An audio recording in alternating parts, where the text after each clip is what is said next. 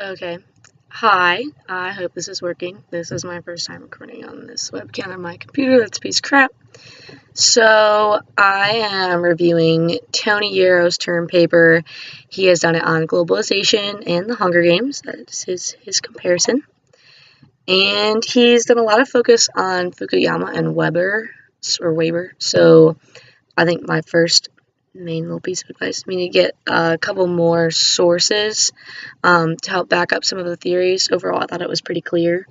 I thought the Hunger Games as a comparison was pretty clear because you're able to also compare the characters to some of the other theories and what they could represent and why they didn't work. So that was cool. Good choice of movie, Tony, even though he probably cheated and Professor Kersey probably gave you that idea. No offense. Okay, so also my second initial suggestion is to have a little bit of a clearer thesis statement because I was going to start the video with the thesis statement, but your whole first paragraph kind of seemed like it. So it might help you bring your thoughts together a little bit more if you start with some sort of thesis statement. And judging from what you wrote, it would probably be something about the fact that Western liberal democracy is the end of history in terms of IR theory. That's what Fukuyama presented, and it's because it resolves as many theories as possible, and then however you're going to relate it to the Hunger Games. So it could be like 1 to maybe even 3 sentences.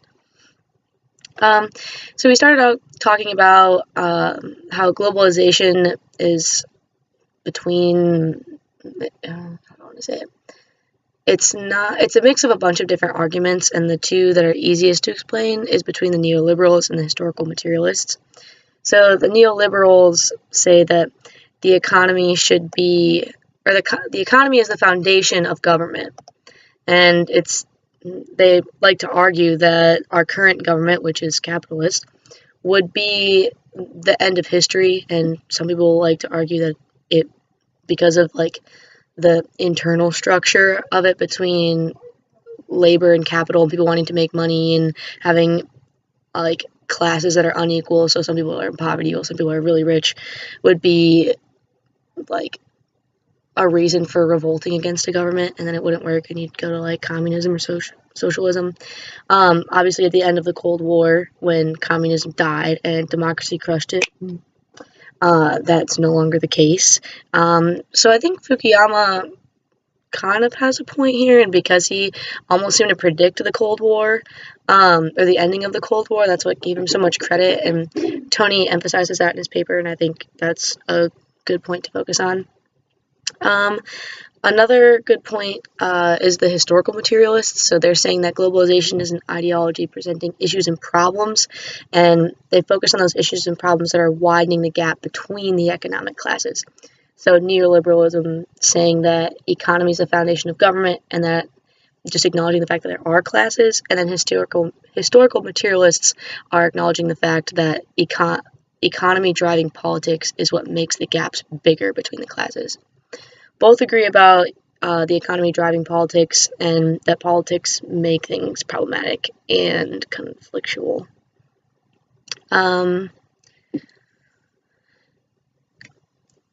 So going back to how Fukuyama, when he published his work, it was The Man in the War or something, if I remember correctly, and predicting that the Western liberal democracy, as he likes to call it, is going to be the end of history in terms of government and world structure. He put all that out there right before the Berlin Wall fell, which was also the end of the Cold War, and the end of communism, which many people at the time thought would be the ruling government at the end of the day, because people have all throughout history revolted against oppressive governments, even sometimes in terms of democracies. The United States has been the most long-standing. Tony also makes a really good point about how Fukuyama looks, I never say this right, dialectically to resolve the contradictions, which is how, a lot of theories are taken apart, which just means you're resolving all of the contradictions within the theory one by one until you get all the way up to the final theory, which in globalization's case would be the contradictions and the conflicts between capitalism and labor classes. And That's its biggest argument currently, and that's kind of what Tony focused on. So then he went and summed up the Hunger Games, which I'm sure most people are familiar with, but in case you're not, let me see here, I have a couple of notes.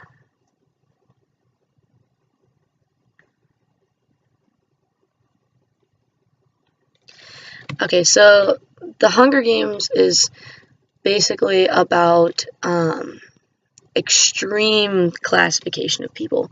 So you start out with the capital, which is the richest and wealthiest. They live lavish lives. They have abundance of food, resources. They live very extravagantly, all the way down to, I think it's like District 12. And the capital is in charge of maintaining all of these divisions within the districts. And each district produces a different type of resource or service for the other districts that basically all support the capital. So while it's supposed to be equal and everyone's getting a share, everyone contributes and everyone gets an equal share back, it obviously doesn't really work that way, similar to our society now. And let's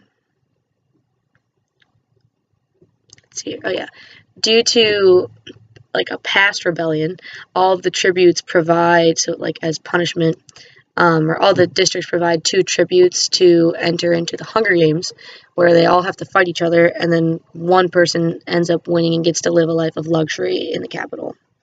And it's controversial, obviously, down at the end, because if you end up with 2 people from your own district, the districts end up basically having to cannibalize each other. They're not going to eat each other in the sense of cannibalism, but they're just going to kill each other.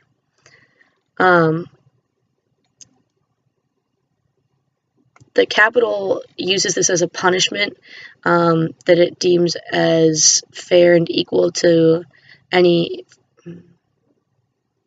It's punishment for all of the districts who tried to rebel in an earlier, like, revolting stage when they thought the capital was oppressive. So instead of, like, acknowledging the fact that they're oppressive and working like a democracy, how the U.S., at least theoretically, should work, they placed the Hunger Games on these people to control them and force them / scare them into behaving.